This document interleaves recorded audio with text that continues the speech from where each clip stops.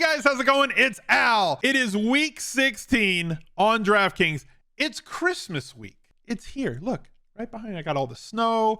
There's presents and everything. Hopefully there's a GPP win in there. I'm going to talk about 6 running backs that I think are vital this week to your cash or GPP lineups on DraftKings.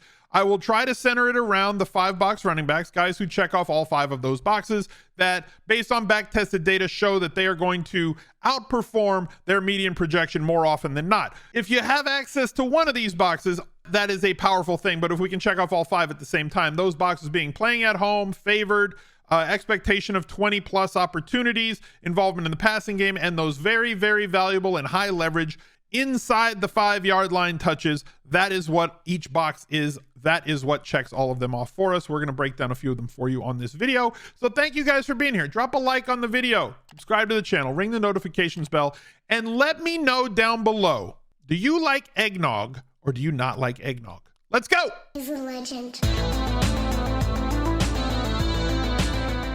The Smiz Gang Listener League for week 16 is up. We have one less day to fill this. The main slate is on Saturday, y'all. So we got to get at it. 3,000 entries. They made it bigger than it was last week. So look, it's on you, Smiz Gang. You guys got to fill it. Go to smizzle.tv/links to find that link. It is $10 to enter 3 max, the best tournament that exists on DraftKings, but you can't find it in the lobby because there's no rake at all. It's just for the Smiz Gang, just for our viewers on Twitch, just for our viewers on YouTube. So go to smizzle.tv/links, click that link to get into the league, reserve your 3 seats. Make sure that you get in. I will shout out all of the people in the top 10 on the recap video for week 16 on the Al Smizzle Fantasy Football channel.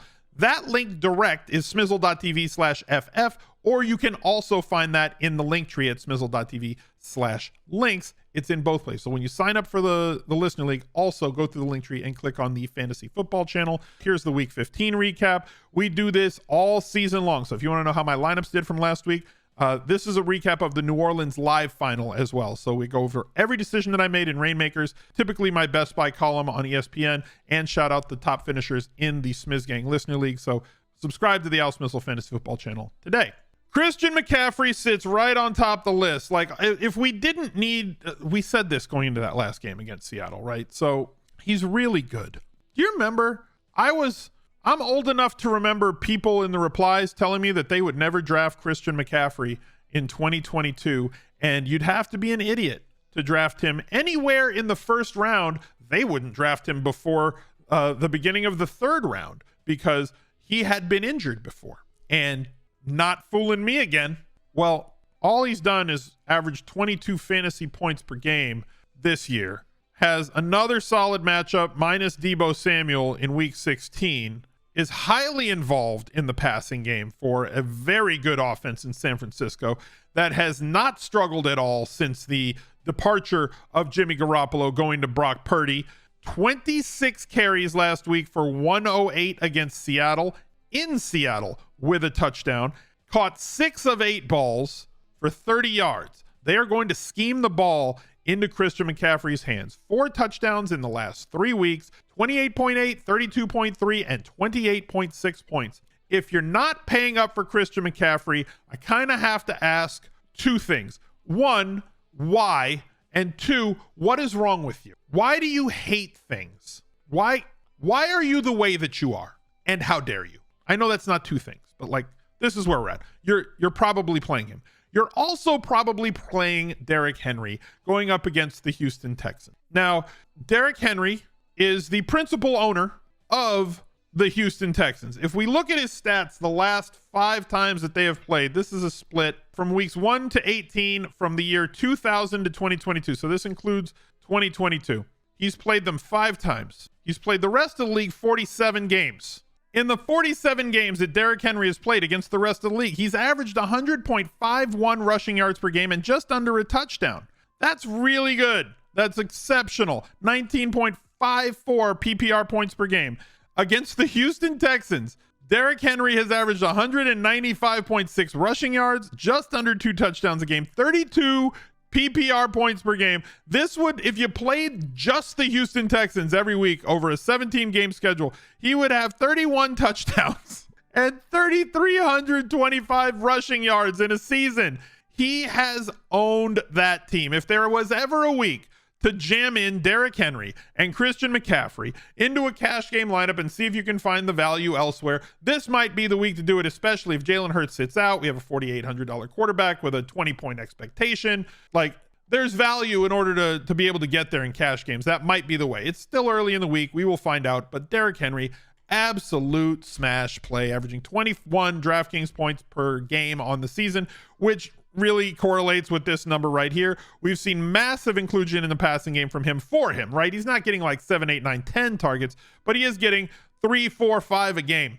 And he has been deadly on those plays, ripping off long catch after long catch. It's been tremendous with the way that they have been deploying him this season.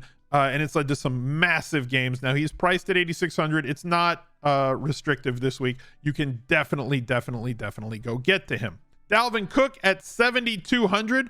Nobody ever likes clicking Dalvin Cook, but Dalvin Cook has actually been so good this year. A 40-yard run, a 64-yard run, the big playability from him, one of the best screen pass running backs in football. And he has seen more involvement, more route participation this year than he has in previous years. It is spotty, though. It's not an every week thing. 6, 5, 0, 2, 2, then 6, 6, 5, then 1 against Dallas, then 2 against Detroit, a team that has become very good against the run, actually. So like Detroit is a team you want to attack through the air, not necessarily on the ground, but Indy is a bad defense. So like he throttled them last weekend in the second half after they made that tremendous comeback. Dalvin Cook only 7,200. If you didn't want to pay for one of the top 2 guys to play at home against the Giants, you can certainly do that. Jerick McKinnon played over 60% of the snaps for the first time this year. Now, I was not on Christian McCaffrey outside of him being in our 5 under 5 last week. I would have had a lot of him had I played mass multi-entry. I did not play him in the DraftKings final. He's still under 6K, which is a more than viable price, especially considering the amount of targets that he's gotten the last couple of weeks. So like 8 targets, 9 targets, 6 targets in 3 of the last 4 weeks. And last week, week 15, was a week where MVS and Kadarius Toney were both active. Toney played like 5 or 6 snaps. MVS did catch a touchdown, but was not heavily targeted. Everything went through 3 guys in the passing game. Number 1, Travis Kelce. We know that. Number 2, Juju Smith-Schuster. He is a known commodity in this Chiefs passing game offense, getting 8 targets more off, or 8+ targets more often than he has not. So we know that they're going to be the top 2. But 17 targets the last 2 weeks for Jerick McKinnon is extremely solid. They are favored. They are at home. He correlates extremely well with Patrick Mahomes with the volume that he's got in the last couple of weeks. So you can play him in a Mahomes stack, or as a part of a secondary involving one of the receivers from Seattle, a tight end from Seattle, and using Jerick McKinnon. Solid enough floor because of the pass game usage at his salary. It seems like he should be able to easily, without a touchdown, even though he has a lot of them recently, and regression is going to come his way because he's not getting a ton of the inside the 5 carries, but the pass game usage, like 5 touchdowns in 3 weeks is a lot. It's enough already, but like he's scoring them from long distance, and that's not going to sustain. What will sustain is his usage in the passing game, his involvement inside the red zone, even though not inside the 5 is how they're deploying him, but inside the red zone, they are using him a lot.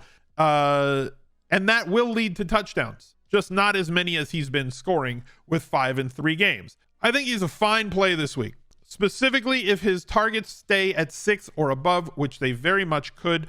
I know that Kansas City is heavily favored. I think they're favored by 9, but they were favored by like 16 last week against the Texans. Where's Kansas City for me? They're in the morning because everybody's in the morning. 9.5 points with a game total of 48, an implied team total of 29 in this one. Another really high totaled week for Jerick McKinnon, and as I said, correlates very well with your Patrick Mahomes stacks or secondary stacks utilizing Seattle. David Montgomery is somebody that we need to talk about, specifically because the Buffalo Bills, since their bye week, have not done a good job of tackling. They, before their bye week in week 7, were the number 1 team in the league at not allowing running back yards after first contact. They sustained a few injuries on their defense, specifically to their defensive line. And since their bye week, they are the worst team in the league in terms of yards allowed after first contact to opposing running backs. We saw it with Raheem Mostert last week in the late snow game. I want to say the snow game, but it wasn't a snow game until later. But in Buffalo, doesn't matter if they're at home, doesn't matter if they're on the road, doesn't matter if they're favored, doesn't matter if they're not. Teams are going to run the ball against the Buffalo Bills, and they're going to run the ball to the right against the Buffalo Bills, as we saw Mostert and everybody on Miami just abuse that right side of the defensive line. David Montgomery, every single year, is one of the best evaders of tackles and is one of the best in the league at breaking tackles and is one of the best in the league every single year for the last 3 in terms of yards gained after first contact. The puzzle pieces fit together with David Montgomery this week, even though the boxes are against him. Yes, he's at home, but they are massive underdogs to the Buffalo Bills. They project to be playing from behind, but this is not a team that's going to pass it. They're going to establish the hell out of the run, whether it's Justin Fields under center or not. Smart play would be to sit Fields, but I don't think they're going to. So, they're just going to run the football with Fields. They're going to run the ball with Montgomery, and Fields' designed runs and big playability that we've seen from him all season long pauses and holds linebackers and safeties, which only leads to David Montgomery getting more yards before first contact, even though the Bears' offensive line is not that solid right now. This could be kind of a sneaky play. I don't know what his percentage is going to be. It's Tuesday as I'm recording this, but I believe that he is a big upside play here. Does have touchdown upside, does have big playability on his own, but specifically against this Bills defense. And the price at 6,500 is going to hold down his ownership in such a way that I think that we can get onto him in tournaments in a way that's going to be optimal against the field. We'll see how much he kind of fluctuates on his percentage owned projection throughout the week. Thank you guys for being here. Drop a like. Look out for another video right there. He's a legend.